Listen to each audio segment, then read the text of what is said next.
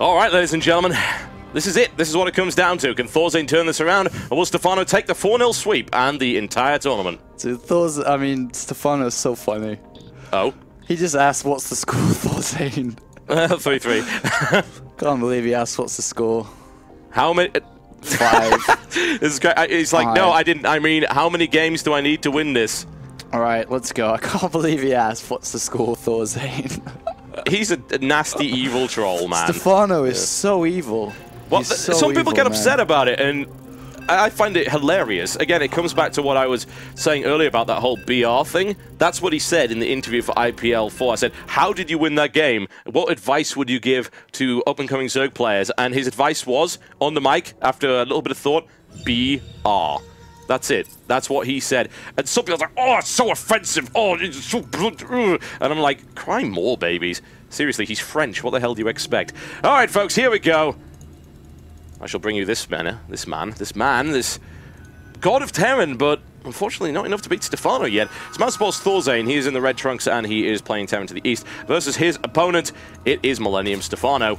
He is in the pink trunks, and he is playing Zerg to the north. And my spider sense is tingling. Oh, really? I think that we're going to see some proper Thor, some mech action here. Full-on mech, but it is Terminus.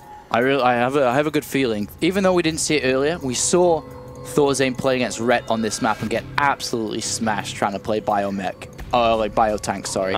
And it wasn't even funny, you know, try to push out mid-game because taking the 4th base, obviously knows the hive's coming, but it doesn't matter, you just can't do it. So I wouldn't be surprised to see some very, very strong mech here from ThorZaIN. Obviously you can play biotank, but just not the way ThorZaIN tried. Yep.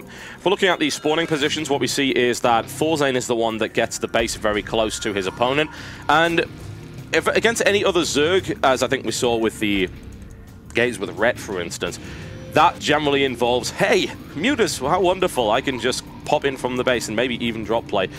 I don't know, though, about Stephano. He just doesn't like Mutalisk in this matchup. Yeah, he's always been a Ling Roach player, and even on this map right now, I doubt we'll see Mutalisks. Because if we do see some... Well, the thing is that when you grab a 3rd base, and it's very easy to defend these 3 bases because they're right next to each other compared to something like Tal'Darim or Antigua. Yeah. I expect to see a quite solid defense here by ThorZaIN, and Mutas get shut down really easy. You know, we even see Ret go Mutas on that last game against ThorZaIN here as well, but still, they didn't really do anything. No. And he still managed to beat the army down, and I expect Stephano just to play some Ling style, tech up pretty fast, because he can also grab pretty fast bases here also. And if you do try to go 2-base spy, you get that difficult 3rd base you have to have trouble with as well, but I have a feeling we're going to see McMahon. Definitely opening up with some... well, actually, he's opened up for a regular gas timing, actually. So we are going to see a fast factory compared to a slower one from ThorZaIN.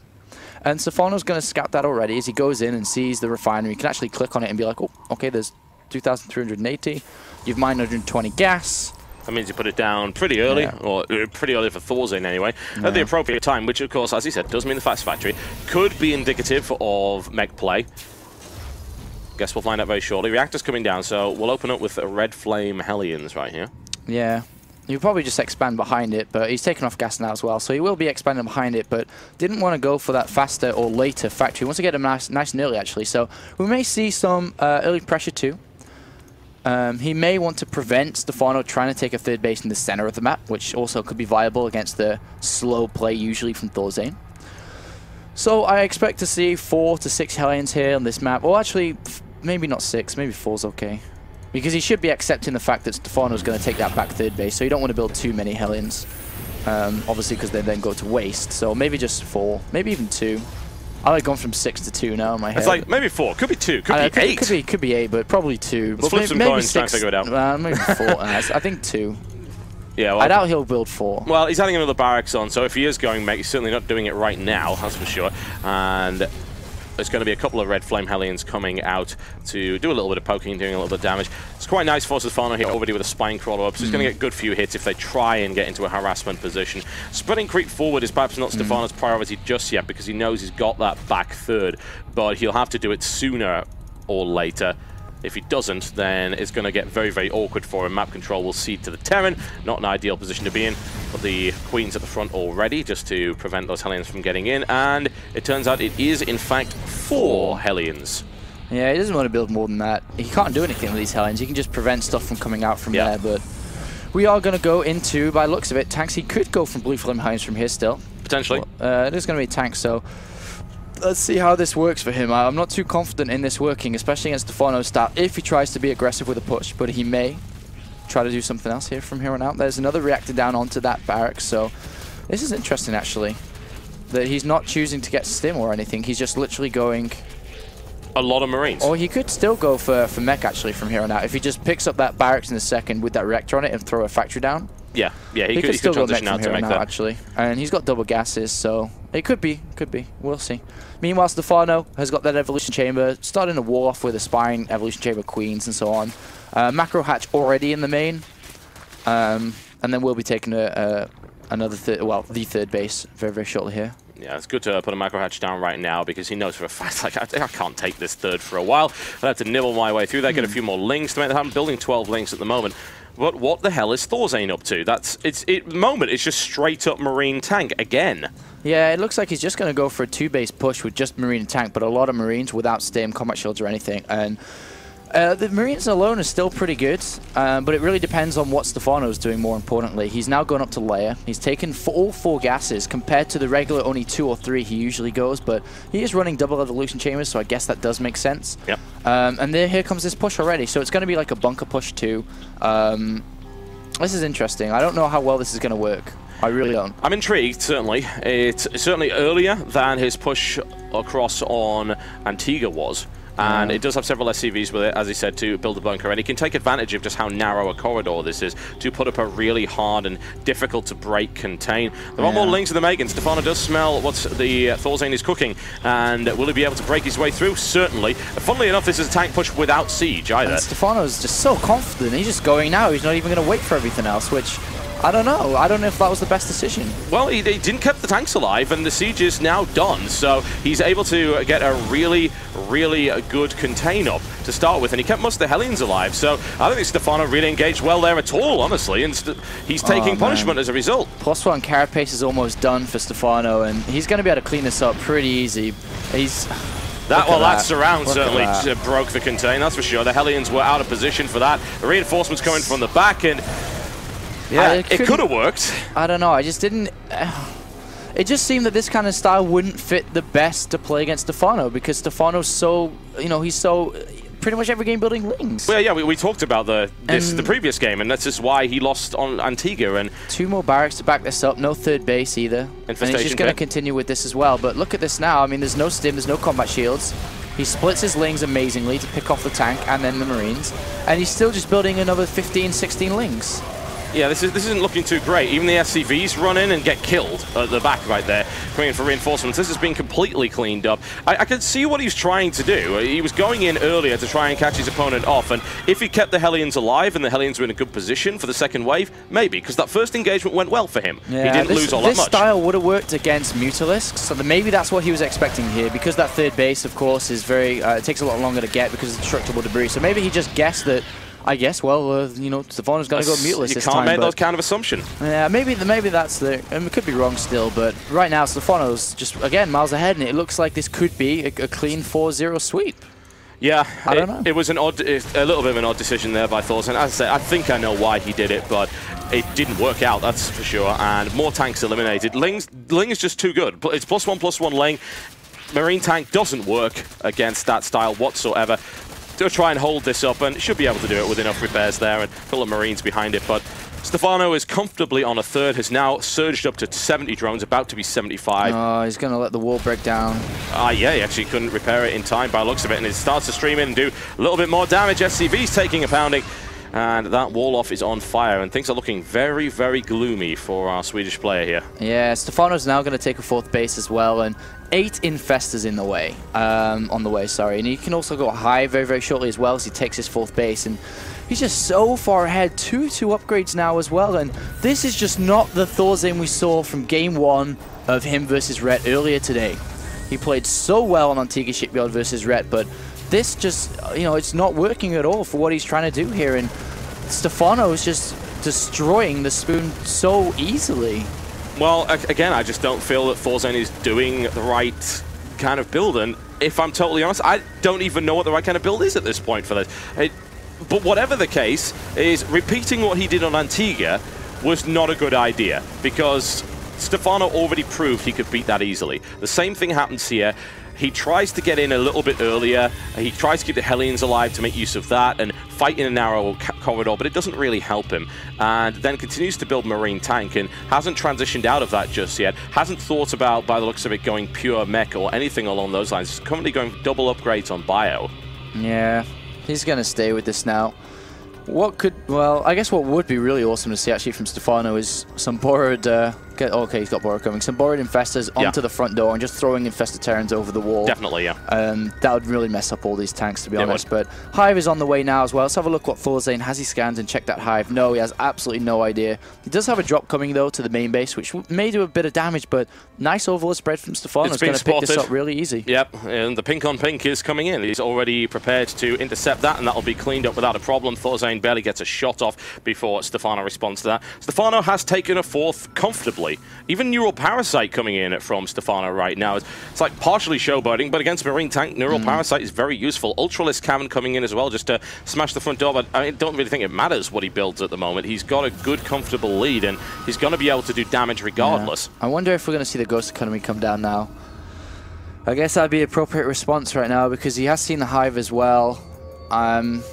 Right now, 145 supply. ThorZaIN's still not out of it by any means, not yet. So he's still in for fighting, but you know, Stephano is starting to take this game a little bit out of control, reach. yeah. ThorZaIN's going to do something decisive to really equalize things, because Stephano has had a lead now for a very long time. And you never want to give Stephano a lead for even a second. He's had it for pretty much the entire game. ThorZaIN's now going to roll out with not a particularly large force, and he doesn't actually have +2/+2 yet either. He's rolling out before those upgrades kick in. Yeah, +3/+3 is on the way for Stephano already. Borrowed Infestors. Oh my. This can do a lot of damage if they go right behind the army. The scan misses them as well. He actually scans at the front and not at the rear. They're just hanging around here. Chill. They'll chill. They'll wait for the Ultras to come out, and then there'll be a big fight, and then these... Oh, there he's going to do it. Alternatively, he'll do that, which is going to kill 4 tanks. It's really good patient play there. Stephano. Stephano just gutted ThorZaIN's army. That was most of the firepower. That fire support was required, and now he's massing and preparing just to overrun this position.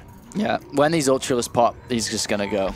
It doesn't even matter, there's only 3. He's not even going to finish. We'll wait for the upgrades. Banelings, Infestorling, Ultras. Even though the position's okay for ThorZaIN with a high ground, lower ground, kind of Xel'Naga Tower 2. Turrets are going up as well. Oh, he's got to be careful on siege. How many tanks? Where's the second factory? Well, does he have 122 lings on the field. There's only 2 tanks now. Here we go. And here it goes. And this might end ThorZaIN right now. A massive green tide of doom welling and flowing over ThorZaIN's position. Neural Parasite being used as well. The tank opening fire on its own comrades as ThorZaIN's supply count plummets. Stephano stays constantly around 200, and this is most likely going to be the end of him. I don't see how he can hold up against this. Yeah, this looks like a clean sweep from Stephano. GG! There you go, ladies and gentlemen. 4-0 for Stephano. A massive sweep. Convincing sweep indeed, and Stephano completely demolishes. And when will we see a Terran player win SHOUTcraft Invitational? 2 Zergs and 2 Protoss now. Stephano hits his name in the spotlight once again. ThorZaIN does manage to come back and put his name back up there, finally, as he's been having trouble recently, but congratulations to Stephano taking first place. ThorZaIN in second, but Stephano in a world of his own once again. This guy, man, this guy is so good, Stephano. Congratulations to Stephano for sure. Fantastic. We can have a very quick Skype interview with Stephano. He apparently, according to Stephano, he's still hungover at this point. He's probably lying. He was practicing all night for this. He wants to lay down at the moment. We might be able to set that up. I'm hoping we can pull this off. I'm just going to check that. Yeah, everything should be fine, honestly. I think this should work out. So we can give it a bash, as it were. Let's have a listen to what Stephano has to say. I would like to hear what Stephano has to say about that matchup. There's not a question about that. Hopefully, yep, just want to bring that down there. Okay, I'm going to give Stephano a call. We're going to have to balance the mics as we go along. This is going to be fun, I can tell you that for a fact. Okay, I'm going to give Stephano a call, see if he answers. That has muted all of... I hate Skype. I hate it. Like, I'm going to mute everything. No, Skype. No, that is not what I asked you to do. But it's done it anyway. It's actually reduced the volume of StarCraft 2 down, so let's readjust that. It's a business mechanic. Business mechanic, indeed. I'm just going to see if... I'm just calling him now. He's on busy mode, so he won't see this call coming in. So I'm just telling him, hey, the call's actually happening, so please do answer. So I would like to talk to Stephano about that series right there, which was convincing. Can't believe Stephano asked ThorZaIN what's the score. Still can't believe that. It was a little bit cocky. Stephano. Stephano, can you hear us? Hey, yeah, I can. Fantastic. Congratulations on your win in SHOUTcraft Invitational number 4. Thank you, thank you. That was an excellent series. What was going through your mind before you started against ThorZaIN, considering you'd seen his playstyle, you... I imagine weren't aware of what he was able to do against Red, because you were actually napping at that point. Well, I was pretty confident as I met him in the group stage and won against him. And we met on the ladder like twice or 3 times and I always won. So I wasn't really worried about playing him, and I know how he plays, like free fast command center and stuff like that, so I was kind of prepared. Nice, man. Congratulations. Hello, by the way. It's me. Hello. It's your best friend. Who? You, who? Who am I? Who are you? Sorry, I'm tired, don't mock on me. You think this, you think you're good? You win 4-0? You think you're good? Okay. I think everyone thinks he's good at the moment. Was it easy, do you think? Yeah, yeah, of course. It seemed pretty easy, didn't it? What advice would you give to ThorZaIN?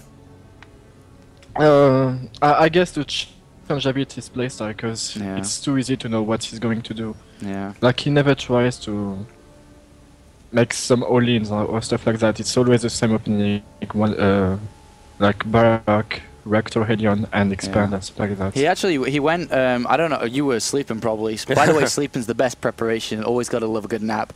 But against Rhett earlier in the semi-final, he went 11-11 on Tal'Darim in the center. He did.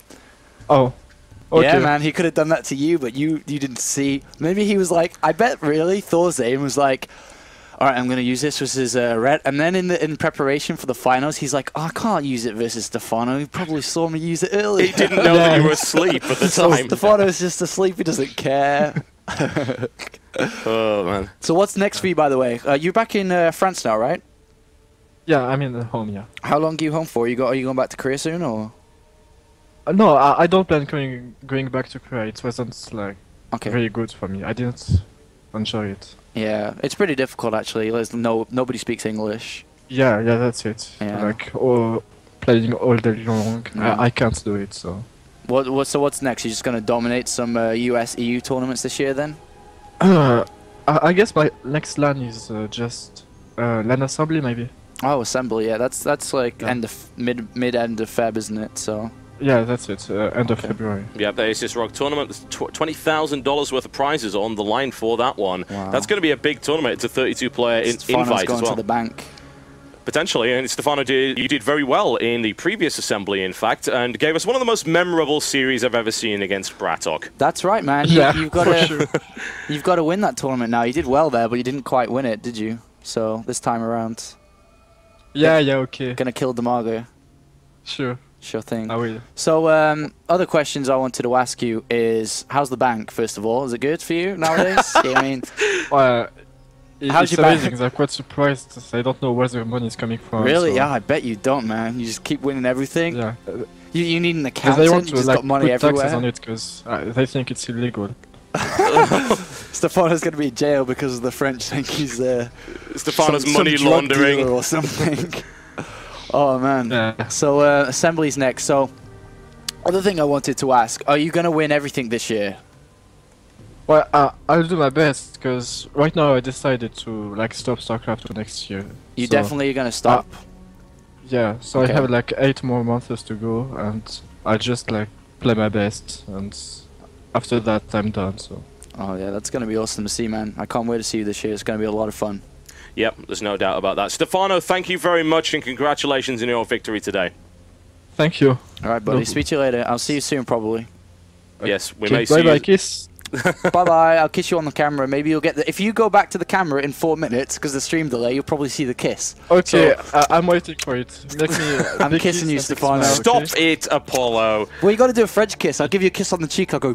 I'm sorry. Yeah, that's it. There you go. Don't you dare show tongue to this audience. That's not how it works. Stephano, thank you very much. I'm going to get him away from you now, but he's going to start touching you in inappropriate places. Thank you very much, and congratulations.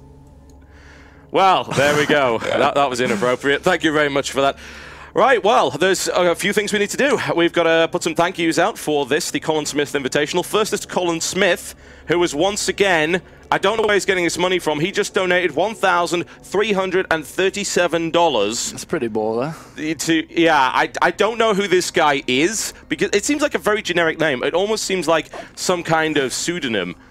It might be Stephano. Stephano might be giving all of that money back because the French government's going to steal it from him. I heard it's James Harding. It's definitely not James Harding. I just sent you some more money. It's definitely not James Harding. I can tell you that for a fact.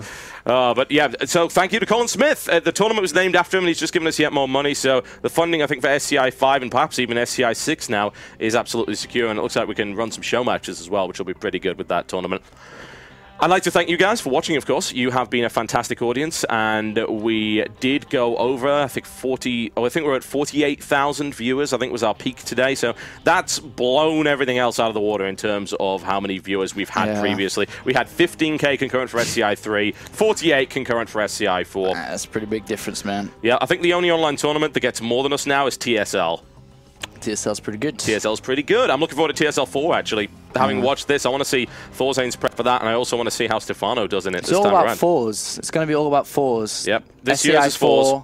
IPL 4. Home Story Cup 4. Home Story Cup 4. Yep. TSL 4. It's a 4-year. Yeah, right. It is, very much so. And thank you to our staff for supporting this tournament. I'd like to thank the Twitch TV guys who've been keeping things up and running. It's been our least problem fraught tournament we've ever had. I think the minor problems we had a tiny little bit of lag, mostly because of Rhett, and we had a couple of scoreboard issues.